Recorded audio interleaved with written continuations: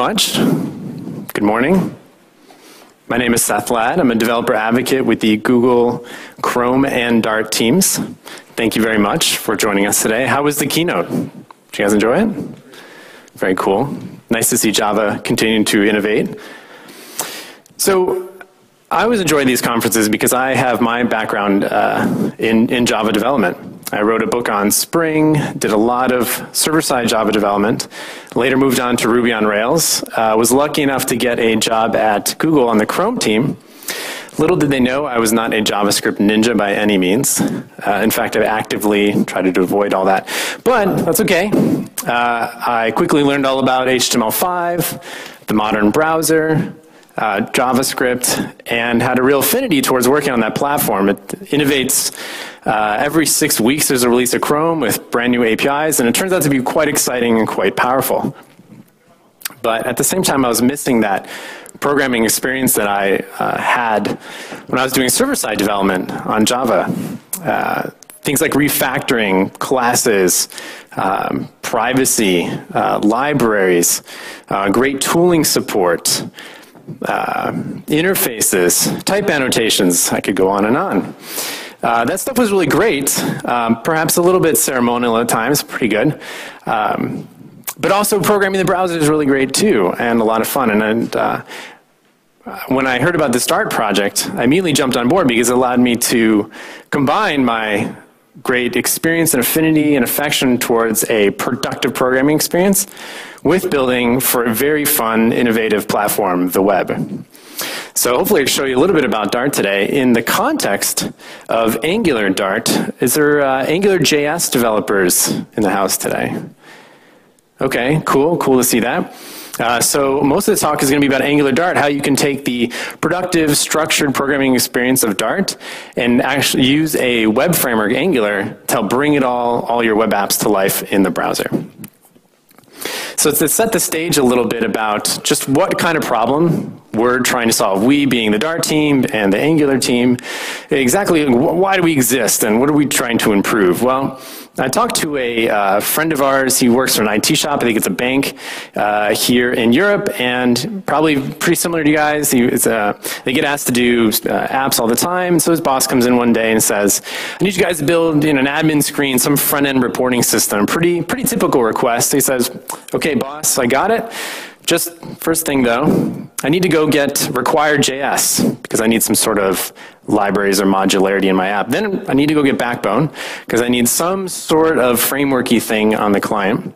But then I need to get Backbone Marionette because, well, Backbone doesn't do everything and Backbone doesn't do that much, so I need a little bit more. Then I need to get jQuery. Of course, every project needs jQuery, whether you need it or not, but I have to go get that. Then I have to go get Modernizer because I need to do some feature detection in the browser. Then I need to get Moment.js because I need to do date and time parsing. Then I need to go get Dest templates because I need some sort of templating system. Then I need to get Phantom.js because I need to do my browser testing and driving those tests. And I need something like Jasmine so I can actually write all my browser tests as well. So you can sort of see this pile is teetering here, about to fall over. But okay, finally he got all his libraries and just got them all downloaded, but then he needed to learn them. So he's telling me how he had to go read the docs for each one of these things. Hopefully they have docs. Hopefully they're complete. They're probably all in a different format. So learning them is approached in a totally separate way. And then, of course, comes the integration effort, where it's probably even more complex than we have here because some of these libraries duplicate functionality because what you get out of the browser for free doesn't often have that rich core set of libraries. So maybe the way you iterate through a list is duplicated in a couple of these. So you got to reconcile some of the functionality here. So finally he integrates all of this. He said, "Oh man, I just want to write web apps for my boss. I just want to write admin screens." So he found this thing called Dart and the Dart SDK and found a couple packages from the package management system unit test. He was using Polymer at that point. Angular is pretty much the same thing. Internationalization. And then we have a nice core stable base. And his feedback to us was, things are consistent and clear now. And we're really happy to hear that because that's exactly the kind of experience we want to deliver to developers just like you in the external community, a consistent, clear, and productive programming experience. But this is just a developer's point of view, what about inside Google? Well, it's pretty cool. The Angular team, while we were getting ready for Dart 1.0 last November, had been working with an internal sales team, and they were happy to report that they rewrote from scratch one of Google's large sort of Salesforce-y type internal CRM apps, rewrote it from scratch in 6 months using Dart and Angular. So it's really cool to see internal teams with their huge processes and integration to Google's large infrastructure to be so productive. In fact, the quote that I heard from one of the directors here when they learned that the Angular team and the internal software engineers pulled this off was, quote, miraculous, because I then later found out that this particular project here was sort of the Widowmaker project. They've tried time and again to rewrite this project and make it useful to users, and they were finally able to make it work with Dart and Angular. So it was really cool feedback and a good testament to what we've been building. So before we get into Angular Dart, I want to do a quick lightning tour through the language, some of the semantics, some of the library features of Dart. Hopefully get to do this pretty quickly here, just to set a foundation so that when we look at a bunch of the Angular code, which is all written in Dart, it will click. So first off, Dart compiles to JavaScript and runs across the modern web, mobile, desktop, laptop, etc. Compiling to JavaScript is incredibly important for the Dart project, but Dart also runs in a virtual machine. In fact, this is an actual picture of the cloud. So you can deploy Dart apps on the server and Dart apps on the client. Dart has a couple principles it's operating under. One is productivity. This is very important, especially as you want to scale from large apps all the way to, from small apps all the way to large apps. We want developers to stay in the groove, be really productive, and not have a lot of interruptions, and not have a lot of context switches. Performance is incredibly important to this team. This team, the Dart project was co-founded by some folks that worked on Hotspot, which helped make Java fast, also started the V8 project, which helped make JavaScript fast. And so this Dart project was really born out of their love for speed. Sometimes I hear people say, but I thought the web is like pretty fast now, you know, V8's really fast. And just think back before V8 and how slow the web was, and then we really innovated and delivered sometimes 1000x performance. And what the people can do now with browsers today, imagine if we could double that. I'm sure everyone here, like no developer would ever say, I don't need more CPU cycles, I'm good. So anyway, performance is really important to us, and I'm sure that everyone's going to take advantage of that. And even if you don't necessarily develop 2x more amazing apps due to performance, it's probably important to remind that these things are becoming pretty important, and there's also no plug here. So they have batteries, so every CPU cycle you save hopefully translates to battery saved on these things too. So performance also has a direct end user win there. Okay, performance is cool. Scalability is also really important to the Dart project. You should be able to write, say, a 10-line script and then grow that to 1,000,000 lines and not have to really sacrifice an experience on one end or the other. I think this is really important, especially in web programming, where you always start off with just a script and then you hit reload and you're like, well, that's kind of cool. Let me add a little bit more. Hit reload, and then you grow to multi-module, multi-library, large actual kind of Gmail or Google Doc type applications. All right, so we're going to try something here. I avoided the demo guide. So let me just narrate a really quick video here. I want to show off productivity. This is the Dart editor, and I'm running a application here in Dartium. It's a build of Chromium with the Dart VM embedded inside, which means you don't have to compile anything to do the vast majority of your development and testing. This is a sample app that comes with the editor, so I'm just showing it all works, but notice how there's no build there, which is really neat.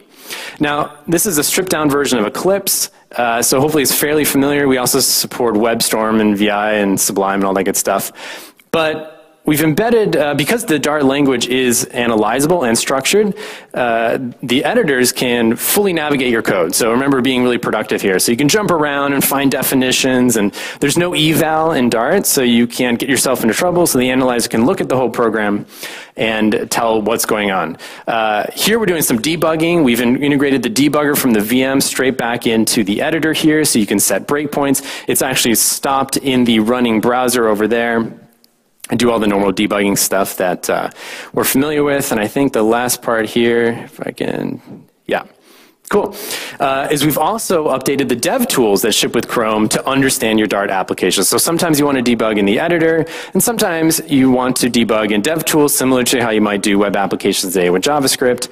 This is all Dart code. Hopefully you can see that, and the dev tools understands that, can set breakpoints in the dev in Dart code. Let's just skip ahead here. Yep. Okay. And there we go. Yeah, breakpoint is set, and you can see the browser is paused there, and I can step through there. So we really want to have a tight loop there with development, debugging, editing, optimization, and keep you really, really productive. Okay. Next. Good. Okay, so that's productivity. Let's talk a little bit about performance here. This is a chart off of our website here. There's 3 lines here. The green line, the ones that doing the up and to the right thing, is the Dart virtual machine. What we're looking at here is a benchmark called Delta Blue. It's an old school object-oriented benchmark, kind of measures method dispatching, standard stock object-oriented virtual machine benchmark. So the Dart VM is doing pretty good there. Let's look at the gold line there in the middle. That's V8 running handwritten and handmade pragmatic JavaScript code running in V8, and it's doing pretty good. We see some improvements. The really interesting line here, though, is the purple line. The purple line is the Dart code compiled into JavaScript code with Dart2JS and then running that on V8. Now, you see how the purple line has actually crossed the gold line here. Now, how can Dart code compiled to JavaScript run faster than handwritten JavaScript? Well, the reason is because Dart is a structured language, and our Dart2JS compiler is a true compiler and not just a translator.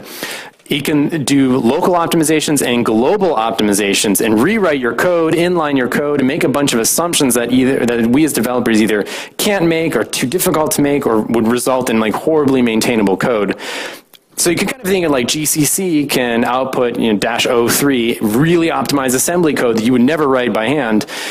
He's doing all that hard work for you. Dart2JS is doing that for you as well. So this, not every app is going to be faster than JavaScript, but we're doing our best to make this work on benchmarks here that we think reflect reality. There's a lot more runway for us to go, but we're happy with what we've done so far. So performance is not just about pure raw computation execution speed.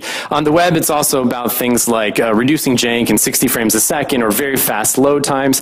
So what Dart can do to help with very fast load times, it can look at the entire program here, including, say, your main method, which might import some library, and that library might itself be like 5 megs. But if you only call one function out of that library, the Dart2JS compiler can analyze your entire program starting at main, look through the entire tree, and only pick out the bits that you actually use in your application, resulting in a much smaller, concatenated, minified, and tree-shaken single execution file.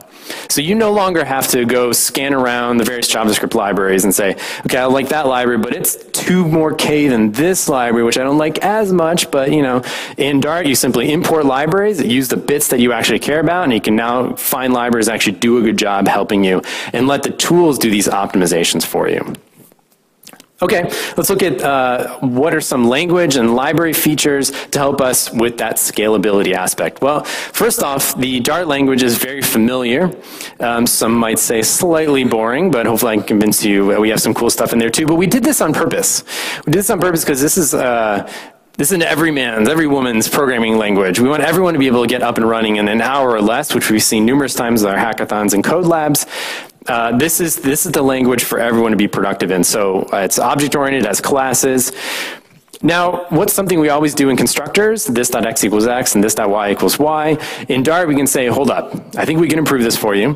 If the name of your constructor field is the same as your class field, we'll just simply say this.strength in this particular case, and we will desugar that for you to this.strength equals strength. So a good example of, even though we made a very familiar language with curly braces and semicolons, we still took the opportunity to hopefully clean up some of the things that maybe we feel are slightly ceremonial in existing languages. Dart is a structured language with classes and libraries and all that, but it also has some features that you might only see in, say, scripting languages. So operator overriding is one. In this case, we're adding 2 hugs together. We also have named and optional parameters. Now, I point these out because these are some of the features that we'll look at when we look at all the Angular Dart code here, so kind of keep your eye on some of these. In this particular case here, hands is optional. You don't have to pass it in. If you do pass it in, use the name. If you don't pass it in, you get the default value of 1. These things are just really nice to express in the code, and then code completion can kind of kick in and help you say more and type less. Okay, one-line functions in Dart. This is great for anonymous functions, inline functions, or simple one-liners here like toString. So I factually call this the fat arrow syntax. And then you might see the $sign in there, it's string interpolation, nice clean way to create strings. Again, you might see this in scripting languages, and Dart has this as well. Okay, so how do we use it? Well, all Dart programs start at main. That enables tree shaking. If you think about it today, in a web app, where does your web app start executing? Yeah, but in Dart, it's easy. Start with main. Okay, very straightforward. Dart is also optionally typed. In fact, I'm interested in what they're going to debate tonight with the static versus the dynamic, because I would submit that there's this nice middle ground of optionally typed languages that kind of have it both ways. So we'll see what they think about that tonight. But here we use var hug equals new hug. It's obvious that hug is a hug here, so our tools can do some type inferencing for us, but we're not burdened by appeasing some ceremonial type checkers in the rare chance that you need to express something your type system can't express. Who here has ever casted ever? Right? Okay, I'm pretty sure we all have. It was a trick question, but we're trying to express something our type system can't express, and we're telling the system that, no, you're going to have to trust me. In this particular case, I'm pretty sure I know what's going on, but Dart says you don't need to jump through that many hurdles to do the things you want to do. Okay, here's the use of how you add, pretty straightforward. Here's the use of the named parameter, hands :2. I love these things because who's ever worked with an API that's like foo x, y, true? And you're like, what is true they're doing? Like make work? I don't know. But in Dart with those named parameters, it can be x, y, toggle flag, :true. So you can right there at the call site explain what those otherwise out of context, secret, amazing values like true, false might be. And then I love this. Dart's not that ceremonial of a language here. So I remember the first time I learned Java sitting in the basement. It was system.out.println, and I couldn't wrap my head around this is the first time I've ever seen any of this stuff. But I'm pretty sure if I hand this code here to most new developers, it'd be like print. Okay, it prints. So again, trying to avoid some of that ceremony here. Notice how we don't have public static void main. It's just main. So hopefully that's pretty nice. Okay. Looking on, so who's ever written code like this? It's like a builder API where you have to create something and then set like 12 properties of it.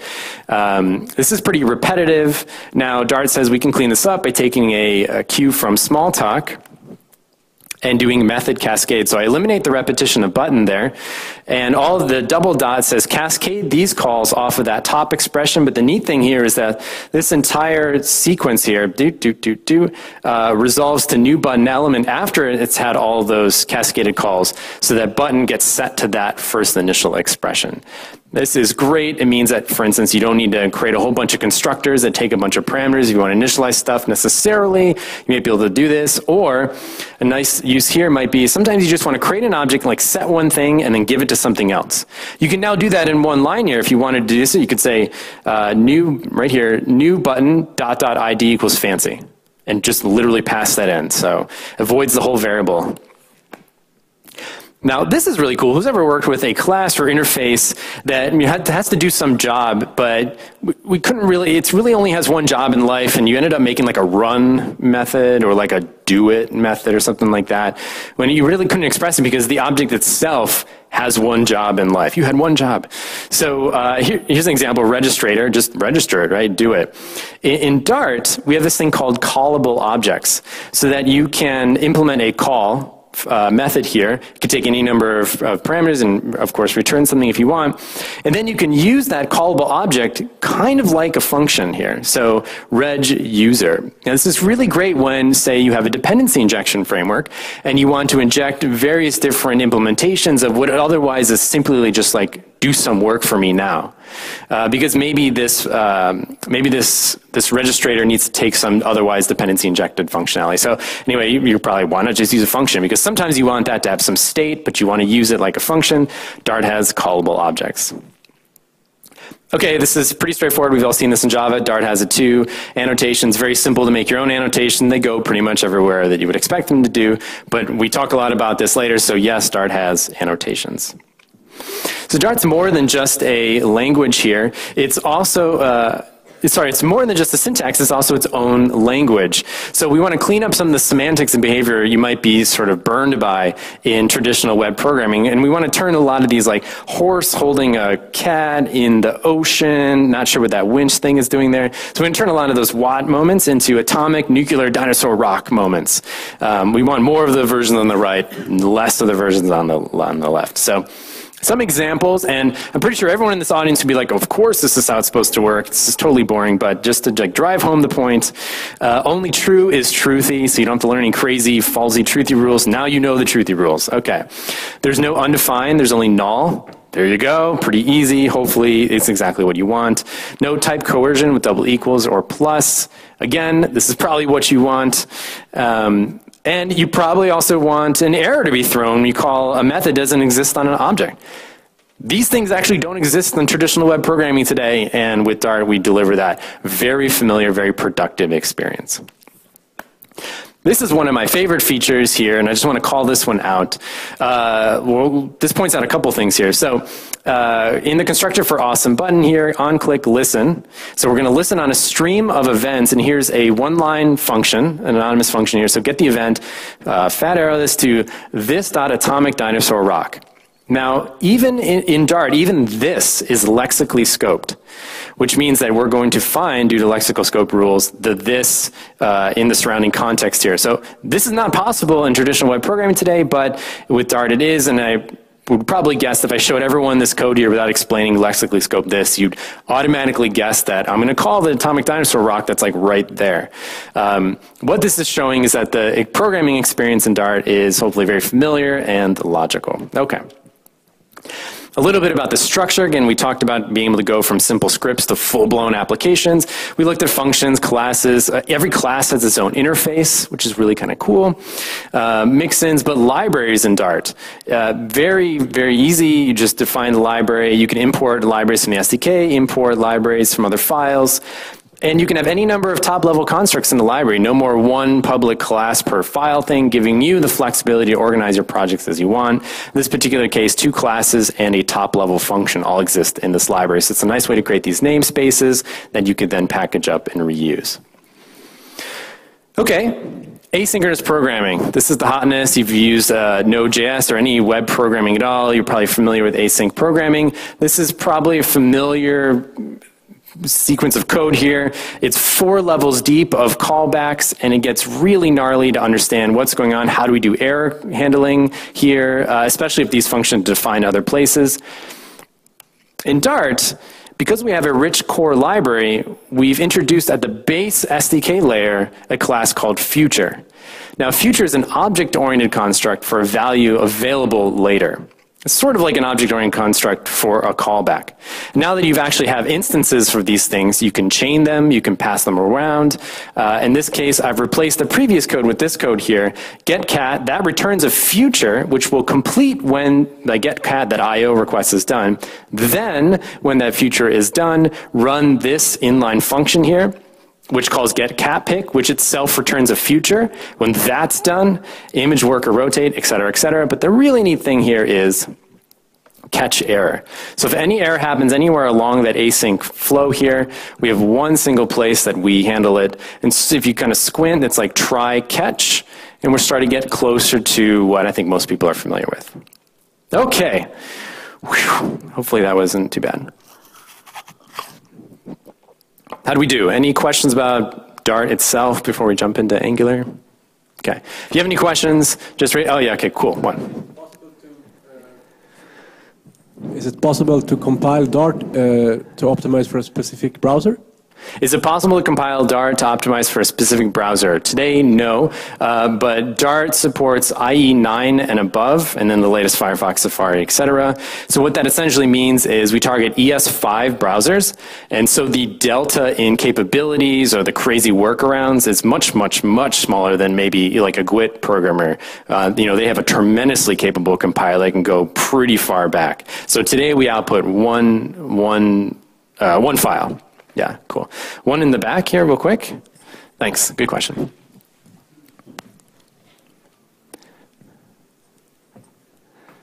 What is Dart's way of solving dependency injection? Okay. What is Dart's way of solving dependency injection? Cool. I have a bunch of slides on that, which makes a nice transition into Angular Dart. The Dart SDK does not ship with a dependency injection library, although there are at least a couple in our package management system, and then Angular, of course, is a consumer of that. So great transition, and let's dive into Angular Dart. I think we have another question here. Okay. Okay. Cool. Hi. Can I use Dart with Node.js? Can I use Dart with Node.js? Oh, great. You might be able to compile Dart code into JavaScript that you can then run on Node.js. However, you don't need to. Dart, again, has its own virtual machine that supports files, sockets, HTTP, SSL, WebSockets, directories, all UDP, TCP, all out of the box, essentially giving you the same thing that Node gives you. So most people actually don't need to do that. I haven't really heard anyone try to do that yet. Okay, thank you. Okay, we'll move on to Angular stuff, and then we'll go back to questions. So we learned about some of Dart principles there: productivity, scalability, performance. Let's look at Angular principles here. Do not repeat yourself. Dry. Angular really prides itself on eliminating boilerplate, and this is really important when you look at web programming, where if you were to give the tools HTML, CSS, and JavaScript to a new developer, those canvases are so wide and so blank that it's really hard to know where to go, and it doesn't give you enough. Let's put it this way. It requires too much work for the developer to wire things together. You end up repeating yourself a lot and too much boilerplate. Angular says we can do a lot better there. Angular, sort of like Dart, also really loves structure. Again, with that huge blank canvas metaphor, it's important to have a little bit more engineered approach towards solving your web app, your client web app problems. And so Angular provides a lot of that structure missing from the core web platform itself. And Angular is very good at testability. This is something they really pride themselves on. Full end-to-end testability from the model level all the way up to the full integration in the browser testing. Unfortunately, we aren't going to cover a lot of this today, but I think you'll see that they really do love their testing, and that's really important to us. Okay. So conceptually, what is Angular? What does it do for us? Well, Angular is about building client-side modern web apps. So this is web apps that manage their own view, manage their own state, manage their own business logic. So to do that, you need some sort of, I guess, model in your head. So Angular adopts the MVC, or Model View Controller, and it's probably pretty familiar to everyone here. The view, of course, is the DOM, all your nodes and attributes and text. That's the view. The DOM and the view observe model data, but those models are just PODO, plain old Dart objects, just straight up Dart classes that represent the model, of course, which contains the state of your application and can run any business logic there. And then what connects these two, what really mediates these two, are the controller. The controller's job is to collect the various models, interact with various services, massage the data, and then provide it or present it back to the view so that he can bind up to it and listen for changes and render it. Hopefully not too surprising here, Model View Controller implemented by Angular. So let's look at an example of how this actually works. The model, simple Dart class. Okay, the view, simple HTML file. Again, Angular really embraces the DOM and HTML, so it doesn't make you go write a whole new templating language when the DOM does a pretty decent job of rendering all this stuff here. And then the controller. So we looked at a couple features here. The annotation here for @ng-controller annotates or tells the system that the controller, well, is a controller. And so even the controllers are plain old Dart objects, which I really like. So let's quickly go to a demo here. This is Dart editor, and this is the code that we just saw, the class, which is the model, the controller, which understands who the person is, and then our main method, and he bootstraps our Angular application. The HTML file itself, which we already saw, otherwise you kind of squint, this looks like an AngularJS HTML file here, except for this one line here, which says, my app is actually written in Dart and not JavaScript, and let's run this really quickly. I'm going to run in Dartium so we don't have to compile anything. And hi, Bob. Whoa, okay. Mind blown. I'll let that just sink in for a second. But anyway, yeah. Just works here, and model view controller, very simple, wired up. Okay, cool. So we talked about controllers. They expose the model to the view. They handle the user interaction. So like when you want to, say, add something to the cart or remove something from the cart, the controller's doing that. And then because he's updating the model, it changes the view. All right, pretty straightforward. Expressions. We saw that double curly brace. What's going on there? We like to call that the mustache syntax. This is where you write out the expression that you want data binding to watch. And when that expression changes, take the result of that expression and put it into your view. The expression language is kind of sort of like Dart, although without a lot of the control flow structures there. So you don't have the application logic really. You really only have logic that's important to the view. It's evaluated against the current scope, which if you're familiar with Angular, we have that concept in Angular Dart as well, but just think of it like you have a DOM tree, you also have a scope tree where you can attach or remove objects, and those are then available in your expressions there. So what do expressions look like? Well, again, they sort of look like Dart code, object.field. You can call methods, you can add and subtract things. So not a huge departure from what you might think like an expression language might be in a scripting language, and hopefully pretty familiar there. Okay, so talking about models, talking about expressions, let's look at data binding. Angular has two concepts of data binding. It has one-way data binding. That's your regular mustache syntax here. That is, whenever the model person.name changes, update that in the view. That's just text. It's kind of one way from model to view. Angular also supports a two-way, so you can bind into input fields. So if the input field changes the value, then reflect that change back into the model. And if the model changes, reflect that change back into the input field. So let's go over to simple hello world here. In fact, this is so simple, I've actually just created a model on the fly here, and let's just run this really quickly. Yep, okay, awesome. And so there's your two-way data binding. Whenever this changes in the text field, it changes in the DOM itself. Great. Now you might have seen the double curlies, like just for a split second. We can actually do something about that. Huh? There. Okay, cool. There. Okay, cool. So what we want to do is avoid those flashes of unstyled content or the flashes of unhandled content. Like we have markup just like this in our previous page. What's happening is the HTML, the literal HTML is loaded, rendered, then it kicks off bootstraps Angular, then Angular's like, whoa, I control that, so you should remove that until I have a value. But for that split second there, it is visible. So Angular has something built in for you called ng-cloak. It's an attribute that says, well, actually hide all of this until the application's bootstrapped, and then go put it in. So I just want to show you that. It's pretty cool. Kind of an advanced trick here, but almost certainly you'll need it. So here my main method, I'm going to just spin for a second here and then bootstrap my app. So you'll see the problem very clearly. Run in Dartium. Okay, yeah, oh, I don't want that, but then it finally goes away. But if we go here, and to our HTML, and we actually put in ng-cloak, and we rerun it. So notice how nothing's rendered until the entire thing is bootstrapped. So just an advanced trick there for when you get to the point where your apps are a little bit larger, you have a lot of data binding going on in the page, is your friend. Now we saw ng-cloak there. Well, what is that? Well, it's something that Angular calls a directive. And a directive is a special construct in Angular. It's almost like a mix-in that you want to extend the capabilities of a DOM node, maybe by interacting with its children or setting its classes or attributes. So a directive is a bit of Dart code you can slide in from the side that has access to the element it's attached to. Now, if you remember back from our controller, the controller actually had no knowledge of the current element. And that's on purpose. Every time you touch the DOM, it increases the burden on testability, so Angular really has a separation of concerns.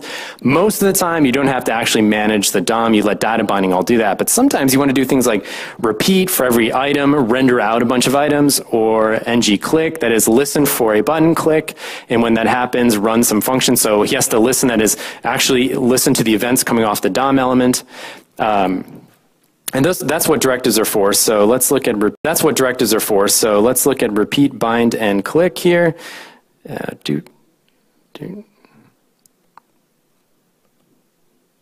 This is pretty similar. We have a shopping cart. It's got an ng controller here, or the cart is a controller. You can add and delete items from the shopping cart. And the HTML looks very similar to what we just saw. Repeat over every item in a cart, and then I can delete items out. So let's just run this very quickly. Yep.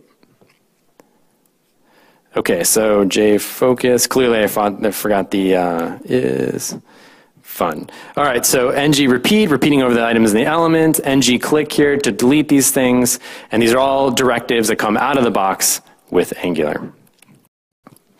Now, some of us might need to actually validate our HTML, so just a heads up, in Angular you can prefix almost all of the constructs with data dash, and data dash is just a namespace of attributes that say, I'm granting this namespace attributes to the application itself, so if you need validation, we have it.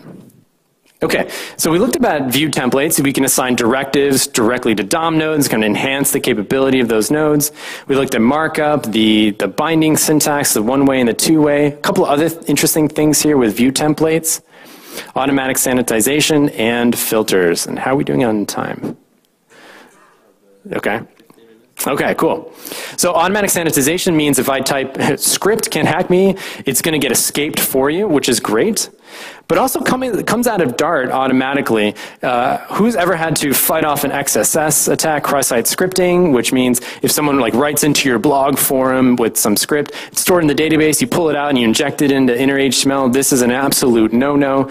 In Dart, we out of the box rip out those script tags for you and a bunch of other nasty little things, so you get by default much safer automatic sanitization.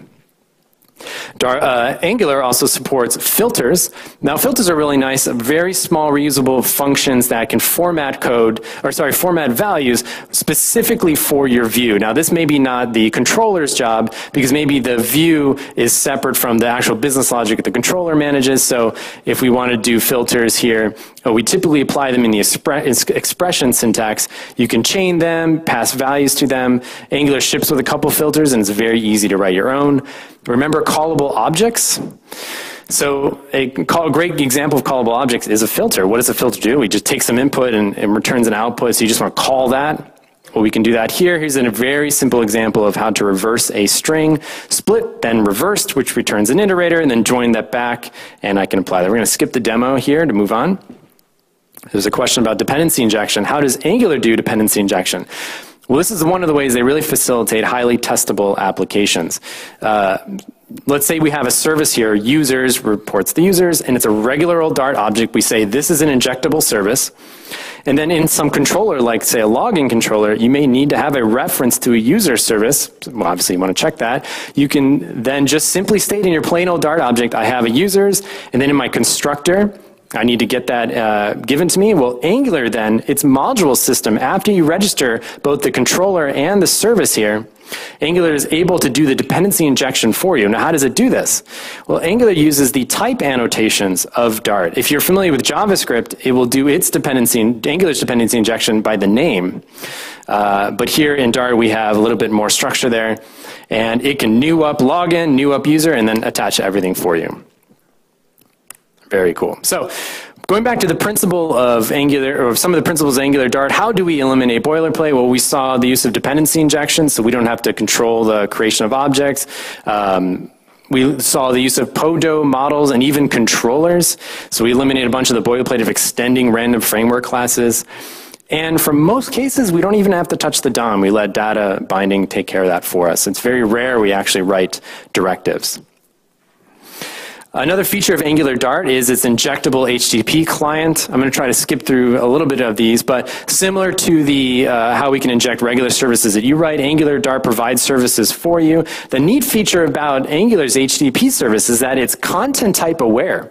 So what I'm showing you here is I'm going to get some JSON file. So HTTP service is like, oh, that's JSON, I know the content type. I will deserialize that for you and actually respond. Again, this is a future here, an async response here. He's going to give you back the list, not just a string blob there. And we've heard a lot about lambdas and like functional programming. Well, Dart has closures out of the box. It has anonymous functions out of the box. It also has a very functional programming-esque collections library. So this is a great example where I take some list, I'm going to map it, which is essentially convert. And then for every one of those items, I pass in a one-line function here that converts just a map here to an actual user and then returns that list. So you can write very terse shorthand code in Dart and use that functional style programming that hopefully we're learning how to use also in Java. Okay. Angular also is a routing infrastructure, and sorry, I'm going to speed up to this really cool thing with Angular and Polymer here, but this is a pretty common pattern we have to do, header and left nav, but the content view, that's the bit that has to change. Well, out of the box, Angular has this great thing called routing that listens to changes on the URL and can swap in and out views for you, and all this is taken care of for you. So let's skip to the code here. All right, cool. So in your application, you'll set up a route, and notice those method cascades come in really handy here. This almost looks like a DSL for a routing configuration, but this is all just pure Dart code. You have your named parameters here, you have method cascades, so I just love how Angular was able to adopt a bunch of these Dart language features.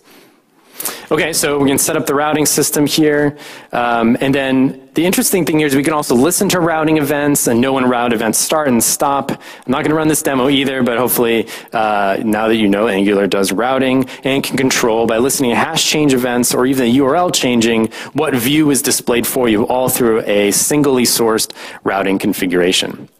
Okay, so this is cool. So Angular Dart is sort of an Angular JS 1.5. That is, they took the opportunity to reimagine Angular for Dart, taking advantage, as we saw, a bunch of Dart features here. So it's almost like a clean room implementation in that they're also able to say, well, we can clean up some of the sort of mistakes or dark alleys we had down in Angular JS world. Also try out new features that we want to backport to Angular JS. And one of those features are components. So think of a component as you have a controller, which we saw, and you bind in or couple up a template. So previously in AngularJS, or in the code that we saw before, the view is sort of out here, maybe embedded right in the HTML page, and I kind of attach a controller to it. Imagine if you prod the view and you bound it right to the controller. And then you add this concept called the shadow DOM, which is a new web platform feature, which I'll show off in a second here. But this is basically actual encapsulation for the web platform. And you give this all a custom element name. So what do you get here? You get actual components or web components light in a sense. And this is Angular dipping their toes in the web components water here. And I think they like what they saw, and I think we'll see them adopt more and more of these features.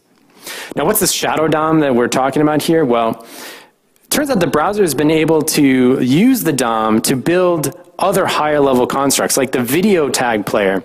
You might think, well, that was some C++ control that they had to write, and then, well, actually, all of this down here, this is all DOM nodes, but it's hidden inside the implementation of the video tag inside the shadow DOM. It's exactly what it sounds like, this like netherworld of other DOM objects that normally is not available to the rest of the browser. But if you turn on DevTools, you can actually open it up and dive right in. And then yes, so now Angular uses this concept. So you can create a component in Angular, create a template that implements the details of that component, and that's inserted inside the shadow DOM. So it's truly encapsulated and reusable. A good example here is a rating element, rating max rating of 5, rating item rating. Okay, but this otherwise looks like a regular HTML tag, but it's implemented with Angular.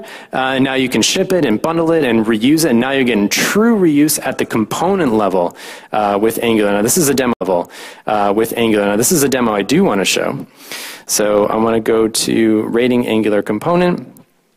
Now you can put your components in the library of your application. We talked earlier about, oh, how do I structure my apps? Well, Dart has a very opinionated way to structure your apps, how to lay out your directory structure. Since the component itself, rating here, is very reusable. You think of it just like a library or another class your application consumes. You put it inside lib. Let's run this example here. Hungry? This is why you're fat.com. If you ever are again hungry, you should go there. But the important thing here is this rating widget here. This is actually a rating element. So if we inspect the element here, we go into div and we go into one of these guys here. Oops, this one. Okay, yep. Oh, sorry. Rating. That is essentially a custom element, but if we open it up, there's the shadow DOM which implements the span and the stars and all that, but from their application's point of view, it's all implementation details. So just like you write classes or libraries and encapsulate implementation details and expose an API, you can now start doing that with Angular Dart and web components. So it's a nice way to start building reusable functionality. Okay. All right, putting it all together. Sorry, running out of time here, but we wrote, I'm happy to show you this later, but we wrote a full application that shows off all these features. So the question we always get is, okay, this Angular thing sounds really cool. I have controllers and I have data binding, but then you also have this thing called Polymer, which is web components, and that has data binding. So which one am I supposed to use, Angular or Polymer? Well, it turns out that, okay, we're going to skip. Okay, cool. It turns out that when you really look at these two frameworks, there's not a whole lot of overlap. In Angular, you have directives, dependency injection, testability, routing, server communication, and yes, Angular has data binding. In Polymer, you've got the custom elements. You have a bunch of polyfills for web component, the family of web component features like shadow DOM and HTML imports. Polymer is all about custom elements and widgets. And yes, Polymer also has data binding as well. So really, for like 99%, you can use Angular for what it's great at and Polymer for what it's great at, but data binding, how do we reconcile that? We have two otherwise completely separate implementations. But it turns out that in the Dart world, we wrote a package that glues this two data binding layers together. So you actually can have complete reuse bidirectionally of Angular managed world and a Polymer managed world. So let's show this off because this is really, really cool. Angular Polymer. Okay. Excellent. So this is a Polymer HTML file. I'm sorry, this is an Angular HTML file. We've got Angular here imported. This looks like the regular Angular stuff that we already saw. We have a model, it's ng model, so that must be Angular. This curly brackets, or curly braces here, that's Angular managed.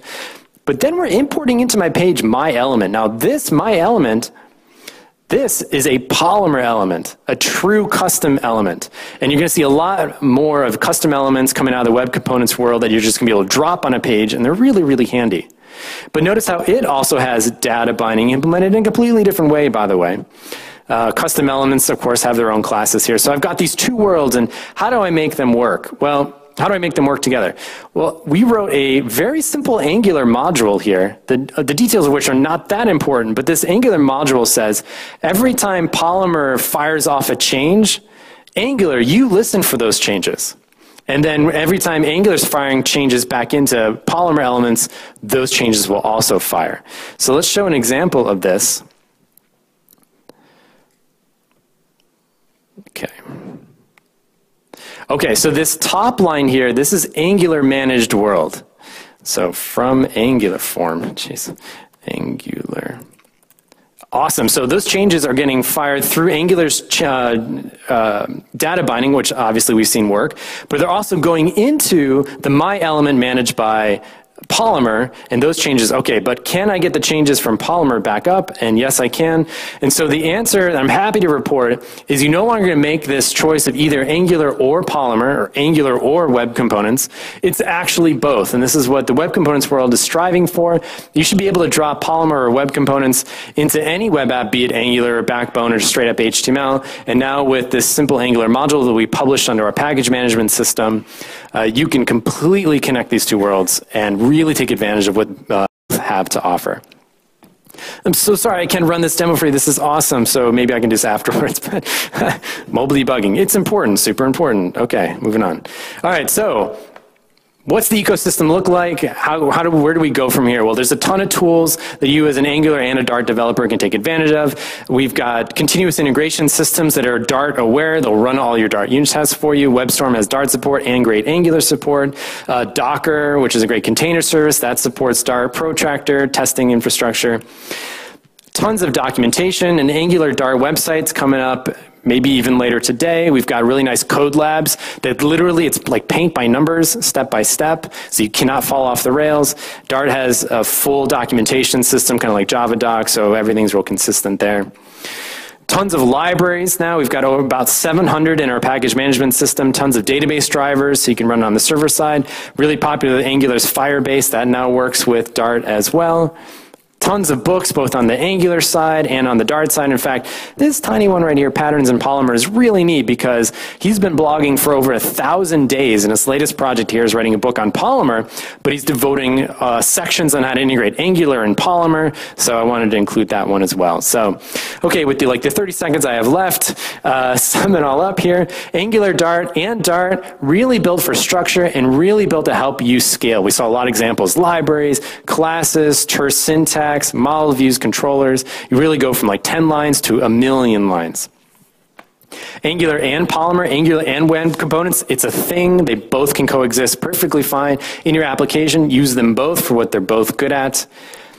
And the part that I unfortunately had to skip over is mobile development is really important, so maybe I can do that a little bit later for you guys. So anyway, thank you very, very much. I appreciate it. I'll hang around afterwards for questions during the break. Thank you for spending your time with me, and enjoy the rest of the conference. I'll talk to you later. Thank you. Thank you.